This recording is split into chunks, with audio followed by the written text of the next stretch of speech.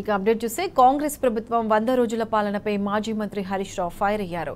అధికారంలోకి వచ్చిన 100 రోజుల్లో 6 గ్యారెంటీలు అమలు చేస్తామని చెప్పి ప్రజలను మోసం చేశారన్నారు.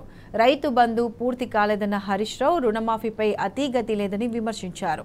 కేసీఆర్ పాలనపై పచ్చని పంట పొలాలు కనిపిస్తే కాంగ్రెస్ పాలనలో పొలాల్లో మంటలు కనిపిస్తున్నాయని ఆవేదన వ్యక్తం చేశారు. 100 రోజుల్లో సీఎం రేవంత్ రెడ్డి 10 సార్లు ఢిల్లీకి వెళ్లి తెలంగాణ ఆత్మగౌరవాన్ని తాకట్టు పెట్టారన్నారు. కాంగ్రెస్ హామీలన్నిటిపై యూటర్న్ తీసుకుందన్న హరీష్ రావు రాష్ట్రంలో యూట్యూబ్ పాలన కొనసాగుతోందని ఎద్దేవా చేశారు.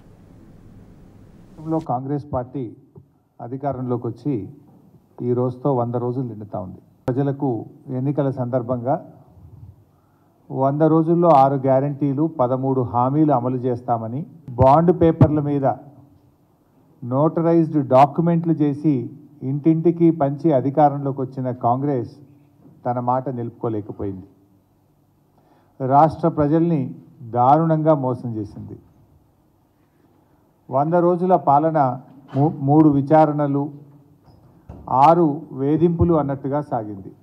ఆ రోజు ఏం చెప్పారంటే డిసెంబర్ 9వ తేదీ సోనియా గాంధీ జన్మదినం రోజు ప్రమాణ స్వీకారం చేస్తాను, నా మొదటి సంతకం 2 లక్షల రుణమాఫీ మీదనే ఉంటుందని, ఏకకాలంలో 2 లక్షల రుణమాఫీ చేస్తామని బహిరంగ వేదికల మీద ప్రకటించినటువంటి రేవంత్ రెడ్డి గారు ప్రమాణ స్వీకార సమయాన్ని మాత్రం 2 రోజులు ముందుకు జరుపుకున్నారు. హామీలు అమలు చేయమంటే మాత్రం అది వెనక్కు జరుపుతూ ఉన్నారు. వారు అనేక విషయాలు చెప్పారు. గ్యారంటీలకు మొదటి క్యాబినెట్లోనే చట్టబద్ధత చేస్తామని చెప్పి మాట తప్పింది కాంగ్రెస్ పార్టీ. ప్రతిరోజు ముఖ్యమంత్రి గారి కార్యాలయంలో ప్రజా దర్బార్ అన్నారు, చేయించారు. పూటకో మాటతో ప్రజల్ని మభ్యపెడుతున్నారు.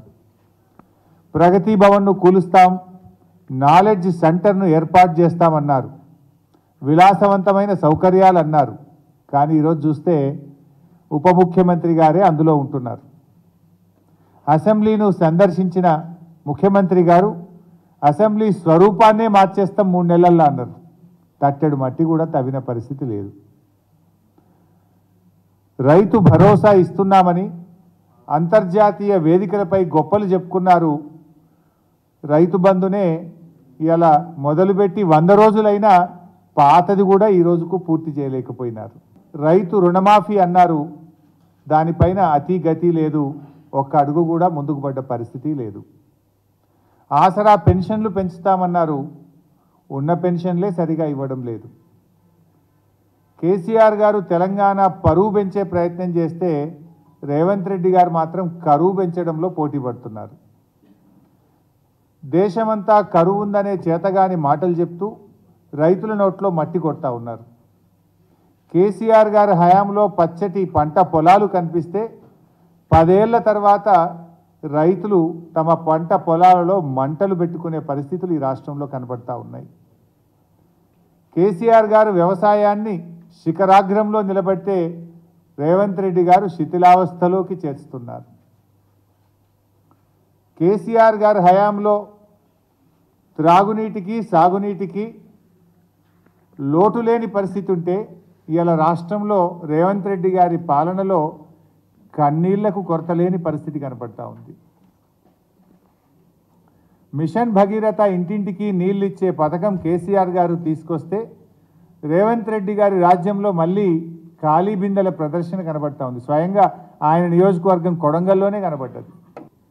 ఇవాళ కర్ణాటకలో కాంగ్రెస్ పార్టీయే అధికారంలో ఉంది కదా, మీరే చెప్తున్నారు మా పార్టీయే ఉందని. కనీసం కర్ణాటకను ఒప్పించో మెప్పించో గా తాగునీళ్లు తీసుకురావడానికి, సాగునీరు మీరు ఎట్లా తేలేకపోతున్నారు కానీ త్రాగునీరైనా తేవడానికి కర్ణాటకను ఒప్పించడంలో మీరు పూర్తిగా వైఫల్యం చెందినారు. మీ మేనిఫెస్టోలో 100 రోజుల్లో గొల్ల కుర్మలకు 2వ దశ గొర్రెలు ఇస్తామని చెప్పి మాట ఇచ్చిండ్రు. 100 రోజులు నిండినా ఒక్కరికి కూడా గొర్రె పిల్లలు ఇవ్వకపోతురి. కేసీఆర్ గారు ఈ రాష్ట్రంలో పేదలకు ఏం చేయాలని ఎన్నో కార్యక్రమాలు ఆలోచించారు. గర్భిణీ స్త్రీలకు ఏం చేయాలి అని అలా ఎన్నెన్నో కార్యక్రమాలు, అంటే కొత్త కొత్త కిట్లు అందించారు. కేసీఆర్ గారు కొత్తగా ఆలోచించి కిట్ల పథకాలు ప్రవేశపెడితే రేవంత్ రెడ్డి గారు తెలంగాణను తిట్లతో కలుషితం చేస్తూ ఉన్నారు.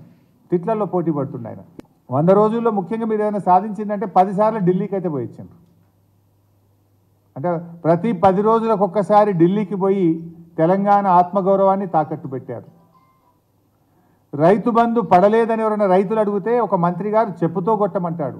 ఇది 100 రోజుల్లో కాంగ్రెస్ పార్టీ ఘనత. కేసీఆర్ గారి అనారోగ్యాన్ని కూడా రాజకీయం చేసి నీచమైన స్థాయిలో వ్యాఖ్యలు చేసే విధంగా ముఖ్యమంత్రి గారు మంత్రులు దిగజారినటువంటి పరిస్థితి రాష్ట్ర ప్రజలు గమనిస్తూ ఉన్నారు. పార్లమెంట్ ఎన్నికల్లో కాంగ్రెస్ బీజేపీలు కుమ్మక్కైన విషయం మొన్నటి బడేబాయి చోటేబాయి దాంతో రాష్ట్ర ప్రజలకు సంపూర్ణంగా అర్థమైపోయింది. ఢిల్లీలో కాంగ్రెస్ బీజేపీలు బద్ధ విరోధులు, తెలంగాణలో మాత్రం వారిది బలమైనటువంటి బంధం కనబడతా ఉంది. ప్రతిపక్షంలో ఉండగా ఇదే రేవంత్ రెడ్డి గారు పార్టీ మారితే వాళ్ళను రాళ్లతో కొట్టమని మాట్లాడిండు. ఇప్పుడు బీజేపీ నాయకుడికి టికెట్ రాకపోతే ఆయన ఇంటికే పోతున్నాడు. అబ్బా, ఎంత ఔదార్యం, ఎంత ప్రేమ! అనేక అంశాలపై ఇవాళ యూటర్న్ తీసుకున్నారు. ఇది పాలనలో యూటర్ను యూట్యూబ్ పాలనే కనబడతా ఉంది.